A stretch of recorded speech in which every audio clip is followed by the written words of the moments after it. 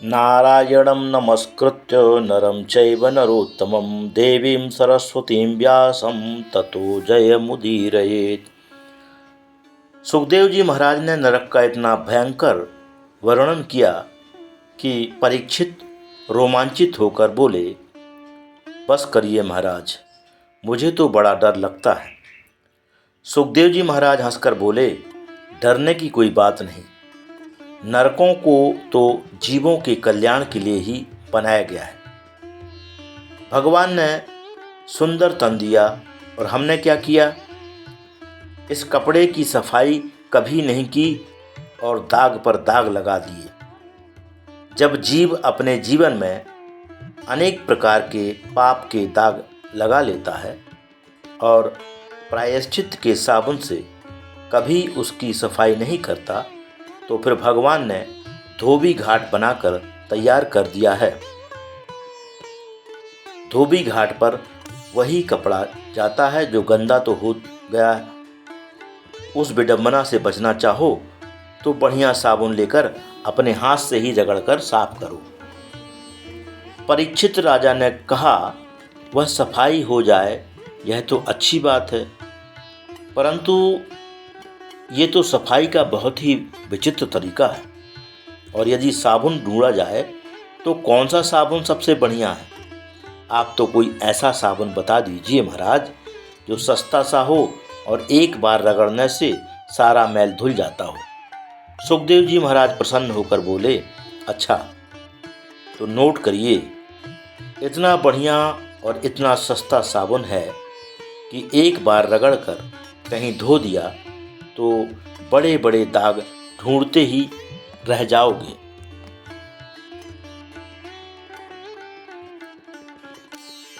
केचित् केवलया भक्त्या वासुदेव परायणाः अघं धुन्वन्ति कास्येन निहारमिव भास्करः। सुखदेव जी महाराज कहते हैं, परीक्षित, जैसे भुवन भास्कर सूर्य नारायण के उदय होने पर संपूर्ण त्रिभुवन का अंधकार समाप्त हो जाता है, ऐसे ही भगवान के मंगलमय नाम का मुख से गान करते ही जीव के जन्म जन्मांतरों के पाप पुंज भस्मीभूत हो जाते हैं। परीक्षित ने कहा, महाराज ऐसा कभी हुआ भी है? कोई प्रमाण दीजिए। तब सुखदेव जी महाराज ने अजामिल की घटना सुनाते हुए कहा, कन्नौज में रहने वाला अजामिल ब्राह्मण बहुत बड़ा वेद पाठी तथा मातृ पितृ भक्त था। पतिव्रता पत्नी भी थी, आज्ञाकारी बेटे भी थे, सब कुछ था। पर दुर्भाग्य से एक दिन समिधा बीनने गया और जंगल में किसी शूद्र को वेश्या में रत देख लिया तो मति मलिन हो गई और उसी वेश्या के साथ हमेशा को चला गया। 10 संतानें हुई। सबसे छोटे बेटे का नाम संतों के कहने से इसने नारायण रख लिया। बात बात पर उसी को बुलाता था। एक बार जब मृत्यु का क्षण निकट आया तो काले काले यमदूत अपनी ओर आते दिखाई पड़े। डर के मारे इसने अपने बेटे नारायण को बुला दिया, बेटा नारायण बचाओ, बेटा नारायण इधर आओ। जहाँ ये शब्द भगवान के पार्षदों के कान में पड़ा कि दूरे क्रीडन का सक्तम पुत्रम नारायणाह्वयम प्लावितेन सोरेणोच्चैराजुहावाकुलेन्द्रियः, पूरे बल के साथ जब पुकारा नारायण बचाओ, उसी समय भगवान के 4 पार्षद प्रकट हो गए और दूतों को, यमराज के दूतों को धक्का मारकर यमपास से मुक्त कर दिया। यम के दूत तुरंत उठकर खड़े हो गए। क्यों भाई, तुम 4 चमकीले चमकीले कहाँ से चले आए? विष्णु दूतों ने कहा, तुम बताओ, तुम काले कलूटे कहाँ से आ गए? यमदूतों ने कहा, हमें नहीं जानते, हम यमराज के दूत हैं, पापियों को पकड़ने का ही काम करते हैं, आपका परिचय क्या है? विष्णु दूतों ने कहा, हम भगवान श्री नारायण के दूत हैं, नारायण को पुकारने वालों को लेने हम आ जाते हैं। तुमने सुना नहीं ये कितनी जोर से चिल्लाया नारायण बचाओ, और फिर भी तुम उसे पकड़ने का दुस्साहस कर रहे हो? यमदूतों ने कहा, किसी और को पागल बनाओ, तुम्हें मालूम नहीं इसके बेटे का नाम नारायण है। ये तुम्हारे मालिक को नहीं वरना अपने पुत्र को पुकार रहा है। विष्णु दूतों ने कहा, हमें इससे कोई लेना देना नहीं। नारायण नाम हमारे मालिक का है और आज से नहीं, अनादिकाल से है। अरे, इसके बेटे का नाम नारायण तो 2-4 साल पहले ही रखा गया होगा, पर हमारे स्वामी का नाम नारायण तो अनादिकाल से है। तो बोलो, नाम किसका मानेंगे? सांकेत्यम पारिहास्यम वा स्तोभम हेलनमेव वा वैकुंठ नाम ग्रहण मशेषा गहरम विदुः। भगवान के मंगलमय नाम का एक बार गान करके ही जीव के समस्त पाप उसी समय भस्मीभूत हो जाते हैं, चाहे वह कैसे भी ले। रामचरितमानस में कहा है, भाय कुभाय अनख आलस हूँ, नाम जपत मंगल दिशि दसहूँ। वस्तुतः शक्ति ज्ञान की अपेक्षा नहीं रखती। अग्नि में दाह तत्व की शक्ति है। अब हम ज्ञान हो या ना हो, पर आग को छू लेने से वह जलाए बिना नहीं मानेगी। इसी प्रकार विष में मारक शक्ति है। हमें ज्ञान हो या ना हो, पर विष पी लिया तो कहीं से बचने वाले नहीं। वैसे ही अनजाने में प्रभु का कोई नाम ले लिया तो क्या उसे तरना नहीं पड़ेगा? क्योंकि नाम में जो तारक शक्ति है, वह तारक शक्ति तो अपना काम करेगी ही। तुमने श्रद्धा से लिया या अश्रद्धा से, उसे कोई प्रयोजन नहीं है। इसलिए कहीं भी कैसे भी जपो। भगवत पार्षदों और यमदूतों के बीच बहुत बहस हुई। फिर भी जब नहीं माने तो भगवत पार्षदों और यम के दूतों की खूब पिटाई की। भगवत पार्षदों ने यम के दूतों की खूब पिटाई की। यम के दूत अंत में अजामिल को छोड़कर भाग गए। विष्णु दूत भी अंतर्धान हो गए। दोनों के संवाद को अजामिल ने ठीक से सुना था, आंखों से दोनों को देखा था, इसलिए तुरंत वैराग्य हो गया। विचार करने लगा कि जब धोखे से नाम लिया तब यह चमत्कार हो गया। कहीं सचमुच मैंने प्रभु को ही पुकारा होता तब क्या होता। सबको छोड़कर अजामिल हरिद्वार आया और वहां पर खूब भजन करके गंगा द्वार मुपेया गंगा द्वार मुपे पाय मुक्त सर्वानुबंधन, समस्त बंधनों से मुक्त होकर अंत में परम पद को प्राप्त हुआ। उधर यमदूतों ने यमराज के सामने काल दंड फेंक दिया। आज से तुम्हारी ऐसी नौकरी हमें नहीं करनी। यमराज ने पूछा, क्या हो गया भाई? यमदूत बोले, आपके भेजे हम गए और 4 लोगों ने हमें मार पीट कर भगा दिया। कारण सिर्फ इतना था कि वह जीव अपने बेटे नारायण को पुकार रहा था और वह कह रहे थे कि हमारे स्वामी का नाम नारायण है। दौड़कर यमराज ने उनके मुंह पर हाथ रख दिया। अरे धीरे बोलो। यमदूतों ने पूछा, क्यों महाराज? यमराज बोले, अभी मंगलमय नाम जो तुमने लिया है, कहीं चिल्ला चिल्ला कर 2-4 बार ले लिया और इन पापियों के कान में पड़ गया तो नरक में जो पड़े हैं सबको विदाई देनी पड़ेगी। मेरा तो सारा व्यापार ही ठप हो जाएगा। यमदूतों ने पूछा, अच्छा महाराज, ऐसा चमत्कार है तो बताइए इस नाम की महिमा क्या है? धर्मराज बोले, हम क्या बताएंगे तुम्हें नाम की महिमा? भगवान से पूछो तो भगवान भी न बता पावे। रामचरितमानस में कहा है, कहों कहाँ लगी नाम बड़ाई, राम न सकहीं नाम गुण गाई। यमदूत बोले, अच्छा महाराज, तो जिसकी महिमा कोई बता ही नहीं सकता, जिस तत्व का प्रतिपादन कोई कर ही नहीं सकता, वह कपोल कल्पना भी तो हो सकती है। धर्मराज बोले, नहीं, ऐसी बात नहीं है। हम 12 लोग हैं जो थोड़ा बहुत तो जानते हैं। स्वयंभूर्नारदः शंभो कुमारः कपिलो मनुः प्रहलादो जनको भीष्मो बलिर्बय्यास किर्वयम् द्वादशैते बिजानीमो धर्मम भागवतम भटा। ये 12 परम भागवत माने जाते हैं। इसलिए वैष्णव लोग द्वादश तिलक धारण करते हैं। श्रीमद् भागवत में भी द्वादश स्कंद है। द्वादशाक्षर मंत्र का भी बड़ा महत्व है। और इस प्रकार से जब नाम की गरिमा का निरूपण किया तो यम के दूत बोले, अब हमें ज़्यादा झंझट में नहीं पड़ना, हमें तो सीधी सीधी बात बता दो कि हम किसे पकड़ें और किसे ना पकड़ें। धर्मराज ने कहा, जिह्वा न भक्ति भगवद गुण नाम ध्येयम चेतश्च न स्मरति तच्चरणारविंदम कृष्णाय नो नमति यच्छिर एकदापि तानानयध्वमसतो कृत विष्णु कृत्यान। यमराज कहते हैं, जिनकी जिह्वा से हरि का नाम ना निकले, जिनका सिर हरि के चरणों में ना झुके, जिनका चित्त हरि के चरण कमलों का चिंतन ना करे, बस ऐसे ही लोगों को लाया करना है, बाकी किसी को हाथ मत लगाना।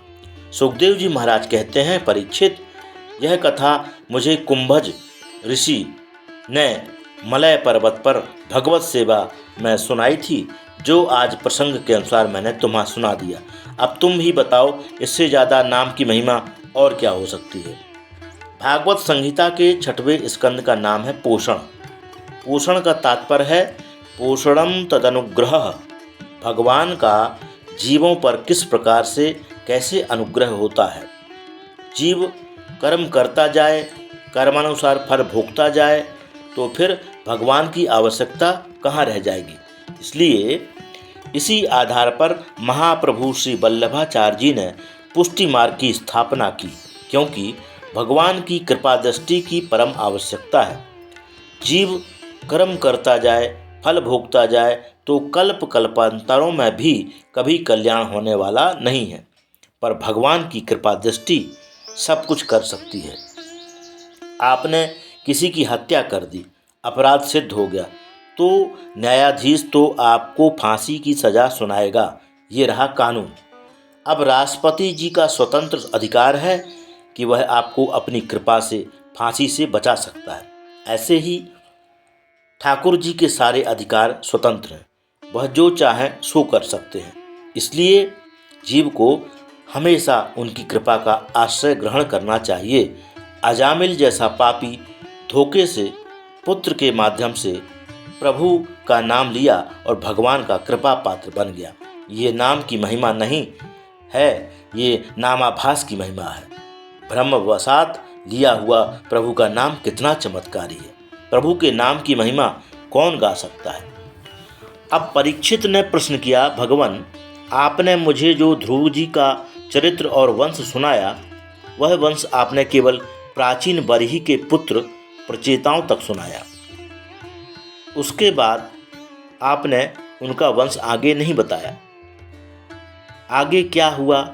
तब सुखदेव जी महाराज उस अध्याय को पुनः प्रारंभ करते हुए कहते हैं, परीक्षित, प्रचेता गणों का विवाह वृक्षों की कन्या वार्क्षी से हुआ और उन्होंने दक्ष नामक पुत्र को जन्म दिया और तपस्या करने चले गए। दक्ष ने तपस्या करके असकनी कन्या से विवाह करने के बाद 10,000 पुत्रों को जन्म दिया, पर नारद जी ने उन समस्त बालकों को कूट प्रश्नों में उलझाकर ऊर्ध्वरेता ब्रह्मचारी बना दिया। नारद जी ने उन बच्चों से बड़े विचित्र प्रश्न किए। बच्चों बताओ, दोनों ओर बहने वाली नदी को देखा है? बच्चे चक्कर में पड़ गए। ऐसी नदी तो हमने आज तक नहीं सुनी न देखी। हम नहीं बता सकते महाराज, हमने नहीं देखा। पुनः नारद जी ने पूछा, अच्छा तो बताओ, ऐसा कोई बिल देखा है जिसमें घुसने के बाद कोई निकलता ही नहीं? बालक बोले, नहीं देखा महाराज। पुनः नारद जी ने पूछा, अच्छा तो विचित्र भाषा बोलने वाले हंस को देखा है? बालकों ने कहा, नहीं देखा महाराज। नारद जी ने पुनः प्रश्न किया, अच्छा तो पुंसचली के पति को जानते हो? बालकों ने उत्तर दिया, नहीं जानते महाराज। नारद जी बोले, तो तुम कुछ नहीं कर सकते। बालकों के जिज्ञासा करने पर नारद जी ने सबको चेला बना दिया और समझा दिया, देखो बच्चों, दोनों ओर बहने वाली नदी का नाम है माया, जो सृजन भी कर रही है और संहार भी कर रही है। जिस बिल में जाने के बाद कोई नहीं निकलता, उसका नाम है मोक्ष। मोक्ष पद पाने के बाद कोई लौटकर थोड़े ही आता है। और विचित्र भाषा बोलने वाले हंस का नाम है शास्त्र। शास्त्र कहते कुछ हैं, मतलब कुछ और निकलता है। पुंसटली माया के पति हैं माधव। ऐसा सब रहस्य बताने के बाद नारद जी ने सब बालकों को विरक्त कर दिया। दक्ष को पता चला कि मेरे 10,000 बेटा नारद जी की शिक्षा से बाबा बन गए, तो नारद जी पर बड़ा क्रोध आया, पर अपना क्रोध पीकर रह गए और अब की बार दक्ष ने 1,000 बच्चों को जन्म दिया। नारद जी ने उन्हें भी कूट प्रश्नों में उलझाकर महात्मा बना दिया। अब तो दक्ष के क्रोध का पारा हद से ज़्यादा बढ़ गया और स्थिति ये आई कि सामने से ही नारद जी आ गए। फिर क्या था, नारद जी को दक्ष ने हजारों गालियां सुना डाली। अहो असाधो साधु नाम साधु लिंगे न नस्तया असाध्य कार्यर्भकाणाम भिक्षोर मार्ग प्रदक्षितः। दक्ष ने कहा, अरे भिखमंगों का रास्ता दिखाने वाले पाखंडी नारद, तूने मेरे नन्हे नन्हे बच्चों को, जिन्होंने अभी दुनिया भी नहीं देखी, उन्हें तूने बाबा बैरागी बना दिया। जा, मेरा साप है। तस्मान लोकेसि त्वयि मूढ़ ना भवेद भ्रमतः पदम। तेरा पैर कभी एक जगह पर टिकेगा नहीं, तू जगत में ऐसे ही घूमता रहेगा। नारद जी चुपचाप मौन होकर वहाँ से चले गए। कोई जवाब नहीं दिया और मन में सोचा, अच्छा ही रहा, बाबा को एक जगह टिकना भी नहीं चाहिए। ऐसा विचार करके नारद जी चुपचाप चले गए। दक्ष नारद जी की इस सहनशीलता से प्रसन्न हुआ, क्योंकि नारद जी चाहते तो बदले में चाहे जितने शाप दे सकते थे, पर उन्होंने ऐसा नहीं किया। अब की बार दक्ष ने 60 कन्याओं को जन्म दिया और दक्ष की उन्हीं 60 कन्याओं से संसार का। इन 60 कन्याओं में 13 कश्यप जी को ब्याही गई। दिति, अदिति, धनु, काष्ठा, सुरसा, इला, ताम्रवर्ती, कद्रु, विनिता आदि ये सब कश्यप जी की पत्नियां हैं। अश्विनी, भरणी, कृतिका, रोहिणी आदि 27 कन्या चंद्रमा को ब्याही। कश्यप जी की दिति नामक पत्नी से दैत्यों का जन्म हुआ। दिति की रचना नामक एक बेटी थी, जिसका विवाह त्वष्टा मुनि के साथ हुआ। इनके 2 बेटा हुए, विश्वरूप और सन्निवेश। विश्वरूप ब्रह्मज्ञानी था और इतना अद्भुत ब्रह्मज्ञानी था कि देवताओं का पुरोहित भी बना। राजा परीक्षित ने पूछा, महाराज, देवताओं के पुरोहित अब बृहस्पति जी हैं। देवताओं के पुरोहित जब बृहस्पति जी हैं, तब भला विश्वरूप क्यों बने? सुखदेव जी महाराज बोले, राजन, एक बार इंद्र अपने दरबार में अप्सराओं का नाच गान देख रहे थे। इतने में उनके गुरु बृहस्पति जी आ गए, तो इंद्र ने गुरु जी को देखते हुए भी अनदेखा कर दिया। उसे लगा कि स्वागत के चक्कर में नाच गाने का आनंद किरकिरा हो जाएगा। गुरु जी समझ गए कि हमें देखकर इंद्र ने मुंह घुमा लिया है। गुरु जी नाराज होकर अंतर्धान हो गए। अब इंद्र ने चारों तरफ बहुत ढूंढा, पर गुरु जी का कोई पता नहीं चला। देवराज इंद्र ब्रह्मा जी के पास आकर बोले, पितामह, हमारे गुरु जी नाराज होकर चले गए, अब हम क्या करें? ब्रह्मा जी ने कहा, एक काम करो, जब तक गुरु जी प्रसन्न न हो जाए तब तक विश्वरूप से मार्गदर्शन प्राप्त करो। सारे देवता विश्वरूप के पास आए और प्रार्थना की। विश्वरूप ने पहले तो मना किया, कहा कि अरे भाई, पुरोहित कर्म करने से ब्रह्म तेज क्षीण होता है। हम लोगों का तो एकमात्र धन है कि खेतों से जब पकी हुई फसल कट जाए तो 2-4 दाने पड़े रहते हैं, उन्हें बीनकर हम अपना उदर भरण करते हैं। और जहाँ अनाज का व्यापार चलता हो, व्यापार जब संपन्न हो जाए, शाम को दुकानें बंद हो जाएं, तो व्यापार से गिरे हुए इधर उधर बिखरे हुए जो 2-4 दाने पड़े हैं, उन्हें उठा लिया जाए, तो उसे कहते हैं शिलोंच वृत्ति। तो खेतों में सिला बीन लाना और दुकानों से बिखरे हुए अनाज के दानों को बीन लाना और उसी के द्वारा उदर भरकर अपना जीवन यापन करना, ये सबसे सर्वोत्तम पावन पवित्र वृत्ति मानी गई है। जो वीतराग महापुरुष होते हैं, वह इसी से ही अपनी जीविका चलाते हैं। जीवन निर्वाह के लिए भी तो कुछ चाहिए, और इतने में जीवन निर्वाह हो जाता है, तो ये विशुद्ध वृत्ति मानी जाती है। विश्वरूप बोले, हमें कुछ कामनाएं हैं नहीं, इसलिए हम पौरोहित्य कर्म ही नहीं करेंगे। देवताओं ने जब ज्यादा ही निवेदन किया तो फिर स्वीकार करना पड़ा। विश्वरूप पुरोहित बने और इंद्र को सर्वप्रथम नारायण कवच का उपदेश किया। यह नारायण कवच का बड़ा महत्व है। जो भी द्विजाति इस नारायण कवच का नित्य पाठ करता है उसके ऊपर कोई भी विघ्न बाधा, किसी भी प्रकार का तंत्र मंत्र का प्रयोग कामयाब नहीं हो सकता, कोई उसका अहित नहीं कर सकता। एक बार कौशिक नाम के मुनि इस नारायण कवच का नित्य पाठ किया करते थे। जब उनका शरीर छूट गया तो चित्ररथ गंधर्व उधर से अपने विमान पर बैठकर जा रहा था। तभी अचानक उस स्थान पर उसका विमान टपक कर नीचे गिर गया। उसने बालाखिल ऋषियों से पूछा, महाराज मेरा विमान तो बिल्कुल ठीक है, तो गिरा कैसे? बालाखिल ऋषियों ने कहा, इस महात्मा के नारायण कवच का पाठ करने से हड्डियों में चुंबकीय शक्ति आ गई है, इसलिए जब तक इस महात्मा की अस्थियों को जल में प्रवाहित नहीं करोगे तब तक तुम्हारा विमान उड़ने वाला नहीं है। चित्ररथ आश्चर्यचकित रह गया कि मरने के बाद महात्मा की हड्डियां ही नीचे टपका लेती हैं।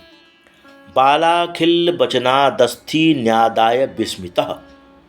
अब विश्वरूप ने देवताओं की शक्ति बढ़ाने के लिए बड़ा भारी यज्ञ करवाया, परंतु जोर जोर से नाम तो देवताओं का लेकर आहुति देते हैं और धीरे से दैत्यों के नाम की भी आहुति डालते हैं, क्योंकि दैत्य इनके मामाजी लगते हैं। इंद्र को क्रोध आ गया कि गुरुजी गड़बड़ कर रहे हैं। विश्वरूप के 3 सिर थे, तो इंद्र ने तलवार उठाई और गुरुजी के तीनों सिर काट दिए। अब इंद्र को तो ब्रह्म हत्या लग गई। तब इंद्र ने उस ब्रह्म हत्या को 4 भागों में बांट दिया। पहला भाग पृथ्वी को दिया, जो ऊसर भूमि के रूप में है। दूसरा भाग जल को दिया, जो झाग के रूप में है। तीसरा भाग वृक्षों को दिया, जो गोंद के रूप में है। चौथा भाग स्त्रियों को दिया, जो रज के रूप में है। 4 भागों में ब्रह्म हत्या बांटकर इंद्र तो बच गए, परंतु त्वष्टा को क्रोध आ गया कि मेरे पुत्र विश्वरूप को पहले तो गुरु बना लिया और बाद में अपना कार्य सिद्ध करके उसकी हत्या कर दी। इंद्र को छोड़ूंगा नहीं। इंद्र को मारने की भावना से बड़ा भारी यज्ञ किया गया, परंतु यज्ञ में थोड़ी सी मंत्र त्रुटि हो गई, जिसके फलस्वरूप उस यज्ञ कुंड से वृत्रासुर नामक एक बड़ा भारी असुर पैदा हो गया। त्वष्टा से इंद्रवध का आदेश पाकर वृत्रासुर चल पड़ा।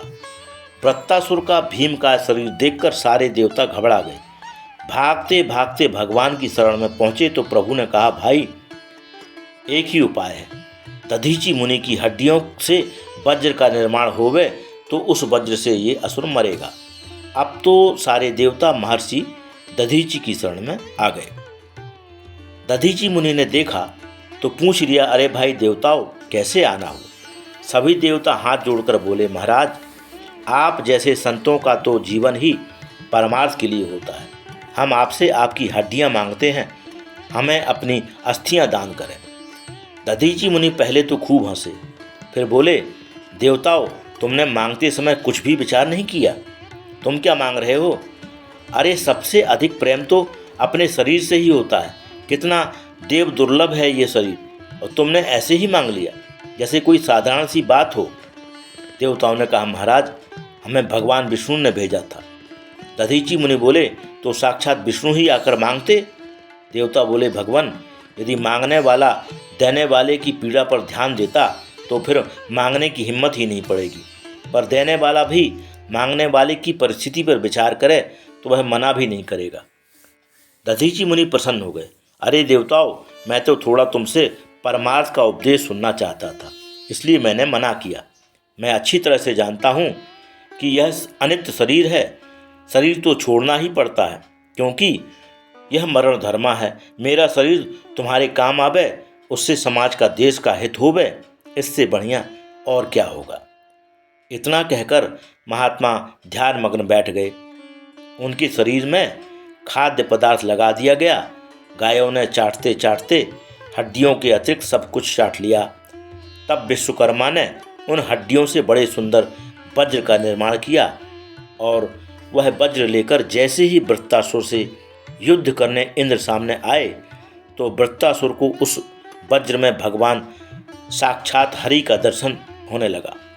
इंद्र को वज्र हाथ में लिए देखकर वृत्रासुर बोला, आज मेरा बड़ा सौभाग्य है, जो कम से कम तू मेरे सामने आकर टिका तो सही। तू तो भाग ही रहा था। दृष्टया भवान में समवस्थितो रिपुर यो ब्रह्म हा गुरु हा भ्रातृ हाचा। तू ब्रह्म हत्यारा है, तू गुरु हत्यारा है, मेरे भाई का हत्यारा है। आज तुझे मारकर मैं सबकी तरफ से दंड दूंगा।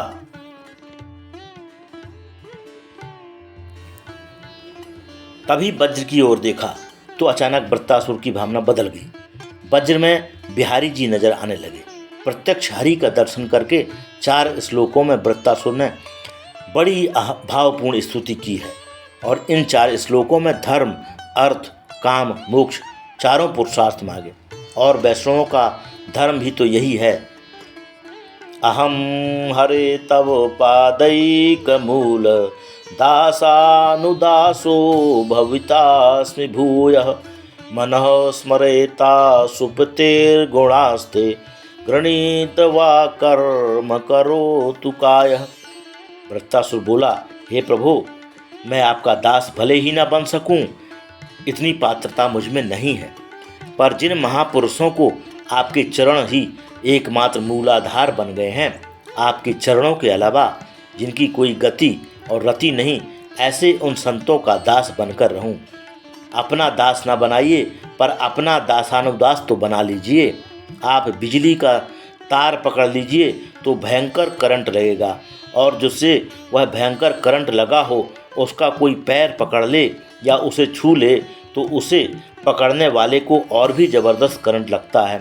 उसी प्रकार परमात्मा तो हमें दिख नहीं रहे हैं, परमात्मा तक पहुँचने की हमारी गति भी नहीं, तो जो परमात्मा को पकड़े बैठे हैं उन संतों को पकड़ लो, तुम्हें भी उनकी कृपा प्राप्त होगी। इसलिए वृत्तासुर कहता है, महाराज मुझे तो दासानुदास बना लो। हे प्राणनाथ, मेरी तो एक ही प्रार्थना है कि मेरा मन सदा आपका स्मरण करे, मेरी यह वाणी सदा आपकी महिमा मंडित गणों का गायन करती रहे और इस शरीर से सदा आपकी सेवा का कर्म करता रहूं। वैष्णवों का चारों पुरुषार्थों में से एक यही परम धर्म है, अर्थ धर्म। अब अर्थ कौन सा चाहिए? न नाकपृष्ठम न च पारमेष्ठ्यम न सार्वभौमम न रसाधिपत्यम न योग सिद्धि रपुनर्भवम वा समंजसत्वा विरहय्य कांक्षे। वृत्तासुर ने कहा, हे निखिल सा सौभाग्य निधे प्रभु, मुझे न स्वर्ग चाहिए, न मोक्ष चाहिए, न सार्वभौम पदवी चाहिए, न योग सिद्धि चाहिए। यहाँ पर शंका यह होती है कि जब स्वर्ग, मोक्ष, सार्वभौम पद, योग सिद्धि आदि वृत्तासुर को नहीं चाहिए तो फिर उसे क्या चाहिए? तो वृत्तासुर का कहने का अर्थ है कि प्रभु आपका विरह चाहिए, आपका स्मरण चाहिए, आपकी स्मृतियों के खजाने में ही मैं मस्त रहना चाहता हूँ, सदा आपको याद करता रहूँ।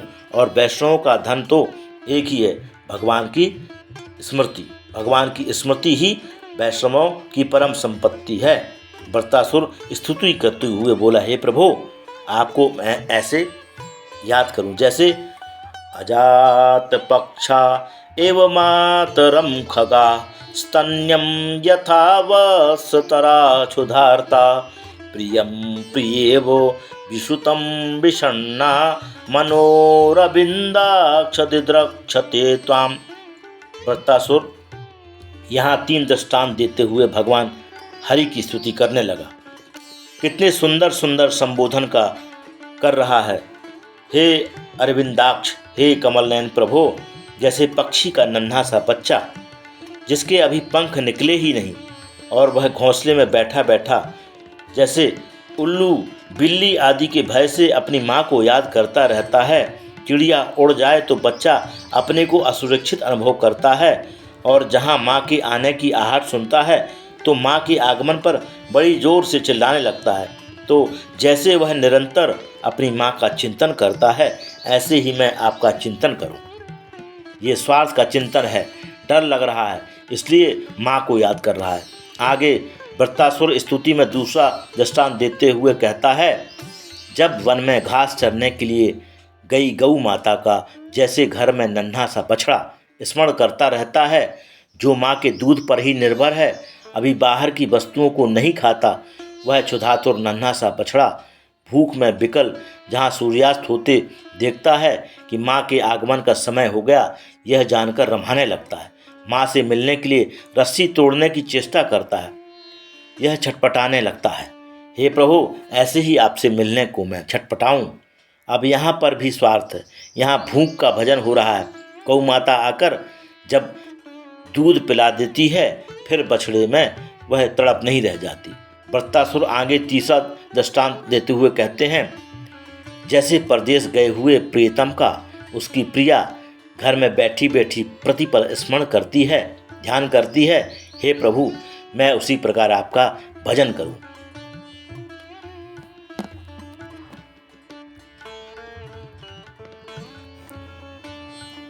आगे वृत्तासुर स्तुति करते हुए कहने लगा, कहता है, मेरा जन्म मरण छूट जाए, ऐसा मोक्ष मुझे नहीं चाहिए। मैं तो कहता हूँ कि कर्मानुसार चाहे जितने मेरे जन्म हों, चाहे जितनी बार मरूं, उसकी चिंता मुझे नहीं है, लेकिन ममोत्तमश्लोक जनेषु सख्यम संसार चक्रे भ्रमतः स्वकर्मभिः त्वन्माययात्मात्मजदारगेः स्वासक्तचेतस्य ननाथ भूयात्। वृत्तासुर स्तुति करते हुए बोले, जन्म मरण चाहे जितने भी हों, पर हर जन्म में आपके रसिक भक्तों का, जिनकी आपके चरणों में अत्यंत रति प्रीति है, हर जन्म में संग मिलता रहे, उन्हीं का सानिध्य मिलता रहे, और आपकी माया में मोहित चित्त वाले संसारियों का संग कभी न मिले। बस यही मेरी मुक्ति है। वृत्तासुर ने जब इस प्रकार बड़ा भावपूर्ण स्तवन किया तो इंद्र तो सुनकर गदगद हो गए। अहो दानव सिद्धोसी यस्य ते मतिरीदृषि। इंद्र बोला, हे दानवराज, तुम तो सचमुच धन्य हो, जो रणभूमि में भी तुम्हारे ऐसे पावन विचार बने हुए हैं। और अचानक वृत्तासुर का आसुरी भाव जागृत हो गया। तुरंत वृत्तासुर इंद्र से बोले, इंद्र सावधान, मेरे प्रहार को स्वीकार करो। इंद्र को सावधान करके एक मुक्का घुमाकर इंद्र के वाहन ऐरावत हाथी के माथे पर मार दिया। हाथी मूर्छित होकर गिर पड़ा। इंद्र के हाथ का वज्र छूट गया। अब गिरा हुआ वज्र उठाने में इंद्र को शर्म आने लगी। तो वृत्तासुर खड़े होकर कहता है, अरे इंद्र, चुपचाप वज्र उठा लो, क्योंकि इसके बिना मैं मरने वाला नहीं हूँ। ऐसी धर्मनिष्ठा देखकर इंद्र तो बड़ी लज्जित हुए और अंत में वज्र उठा लिया। हाथी पर हाथ फेरकर स्वस्थ किया और इंद्र पुनः युद्ध करने के लिए सावधान हो गए। दोबारा प्रहार करने के लिए वृत्तासुर बढ़ा तो इंद्र ने तुरंत अपने वज्र से वृत्तासुर का हाथ काट दिया। दूसरी भुजा से मुष्टि का प्रहार करने लगा तो दूसरी भुजा को भी काट दिया। अब तो दोनों हाथों से रहित बड़ा विकराल लगने लगा। अब की बार वृत्तासुर मुंह फाड़कर पूरे वेग से दौड़ा और जब तक इंद्र कुछ कर पाते तब तक इंद्र को ही मुंह में रखकर निगल गया। देवताओं में हाहाकार मच गया। यह तो इंद्र को ही निगल गया, पर इंद्र के हाथ में चूंकि वज्र था और इंद्र के पास नारायण कवच का बल था, इसलिए इंद्र मरे नहीं और पेट में बैठे बैठे वज्र से उनका पेट फाड़ने लगे। वृत्तासुर का पेट फाड़ते फाड़ते 1 साल बाद इंद्र वृत्तासुर का पेट फाड़कर बाहर निकल पाए। तब वृत्तासुर का अंत हुआ। परीक्षित ने पूछा, भगवान, आखिर वृत्तासुर में ये जो भगवत भक्ति का संस्कार था, भगवान की स्तुति उसने रणभूमि में की, यह संस्कार इसमें कहाँ से आ गया? सुखदेव जी महाराज कहते हैं, सुनिए राजन, यह वृत्तासुर पूर्व जन्म का चित्रकेतु नाम का राजा था। इसकी लाखों रानियां थीं, पर संतान एक भी नहीं थी। अंगिरा मुनि ने अपने आशीर्वाद स्वरूप कृपामय फल दिया और वह फल बड़ी रानी को खिला दिया, जिससे एक बेटा हुआ। अन्य रानियों को सौतिया डाह हो गया कि बड़ी रानी को बेटा हो गया तो महाराज अब हमारी तरफ दृष्टि ही नहीं डालते। उन सब ने मिलकर दासी के माध्यम से उस पुत्र को विषपान करा दिया। बालक सोया और सोता ही रह गया। रानी को पता चला तो चीत्कार करने रोने लगी। राजा भी छाती पीट पीट कर रोने लगे। उसी क्षण देवर्षि नारद अंगिरा मुनि के साथ प्रकट हो गए। अंगिरा मुनि ने कहा, राजन, तुम क्यों रोते हो? मैंने पहले संकेत दिया था कि तुम्हारे भाग्य में पुत्र सुख नहीं है, पर तुम नहीं मानो, तो अब रोना पड़ रहा है। राजा ने कहा, मैं कुछ नहीं सुनने वाला हूँ प्रभु, आप मुझे बेटा दो, मेरा बेटा स्वस्थ कर दो, नहीं तो मैं मर जाऊंगा। देवर्षि नारद बोले, अंगिरा जी, तुम पीछे हटो, हम इन्हें समझाते हैं। नारद जी ने राजा से पूछा, बोलो राजन, तुम्हें क्या चाहिए? राजा बोले, हमें तो बेटा चाहिए। नारद जी बोले, तो ये रोना धोना बंद करो, हम अभी तुम्हारे बेटे को ठीक करते हैं।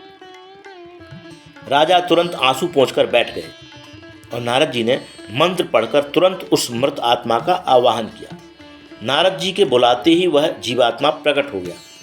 देवर्षि नारद बोले, जीवात्मन पश्य भद्रम ते मातरम पितरम चते।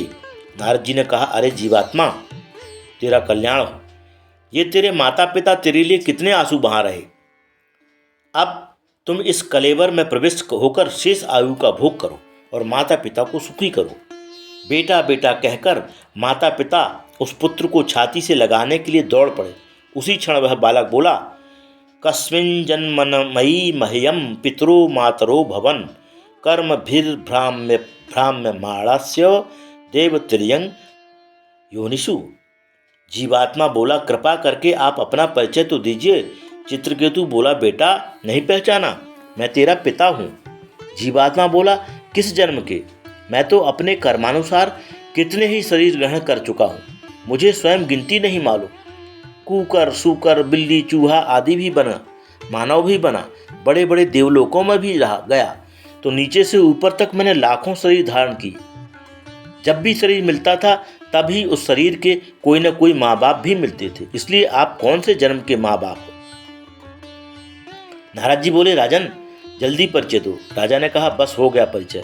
हम रोते रोते आंख फोड़ बैठे और ये देखो हमसे परिचय पूछ रहा है, हमें पहचानता तक नहीं। अब मैं समझ गया, यह सब नकली संबंध है, शरीर के साथ बनते हैं और शरीर के साथ ही छूट जाते हैं। अब तो मैं अपना शाश्वत संबंध प्राप्त करना चाहता हूँ, तो कभी हमसे अलग नहीं हो सकता। हे देवर्षि नारद, आप यह बताइए कि वह नित्य संबंधी कौन है? तब नारद जी ने उपदेश दिया और चित्रकेतु ने संकर्षण भगवान की उपासना करके अंत में विद्याधर लोक को प्राप्त कर लिया। अब चित्रकेतु विद्याधर बनकर विमान में बैठा विचरण करता हुआ एक बार कैलाश पर्वत पहुंच गया। वहां जाकर उसने देखा कि भगवान शंकर माता भवानी को अपनी गोद में बैठाकर संतों को ब्रह्म ज्ञान का उपदेश दे रहे हैं। चित्रकेतु चक्कर में पड़ गया। सबके बीच में आकर वह भगवान भोलेनाथ को उल्टा सीधा बोलने लगा। ये धर्माचार बने फिरते हैं, इन्हें शर्म भी नहीं आती, इन्हें पता ही नहीं कि समाज में ऐसा बैठा जाता है। एस लोक गुरु साक्षात धर्मम वक्ता शरीरिणम आस्ते मुख्य सभायाम वै मिथुनी भूय भार्यया। इस प्रकार चित्रकेतु अनर्गल प्रलाप करने लगा। भोलेनाथ तो हंसते रह गए, पर भवानी को बड़ा क्रोध आ गया। अरे मूर्ख, तू यह शिष्टाचार हमें सिखाने कहाँ से आ गया? हम पर तूने पाप दृष्टि डाली है, इसलिए हे दुर्मति, जा तू पाप मति असुर हो जा। तब चरणों में गिरकर भवानी को प्रणाम किया। कहा, आपका शाप मुझे स्वीकार है, मैं इसलिए क्षमा नहीं मांग रहा कि आप मुझे शाप मुक्त कर दें। आपका शाप मुझे स्वीकार है, प्रार्थना इसलिए कर रहा हूँ कि आप जगन माता हो, आपको मेरे व्यवहार से कष्ट हुआ, उसका मुझे बड़ा दुख है। मुझे जो अनुचित लगा वह मैंने कह दिया, पर मेरी वाणी से आपको कष्ट पहुंचा। पार्वती जी चित्रकेतु के स्वभाव से प्रसन्न होकर बोली, मेरा शाप तो मिथ्या हो नहीं सकता, तू असुर जरूर बनेगा, पर असुर देह में भी मेरी भगवत भक्ति बनी रहेगी, यह मेरा आशीर्वाद है।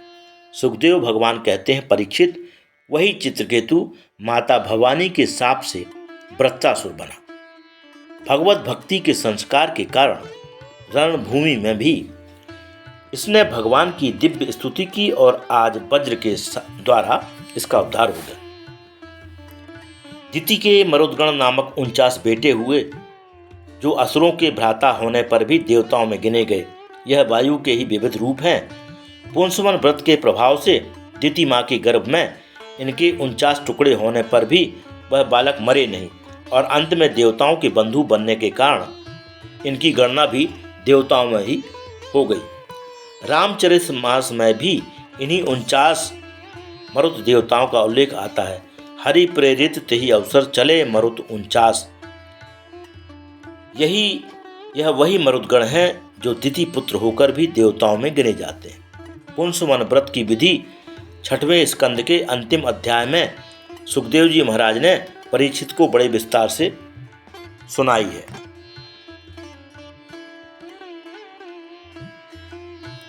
कृष्णाय वासुदेवाय हरये परमात्मने प्रणतक्लेशनाशाय गोविंदाय नमो नमः।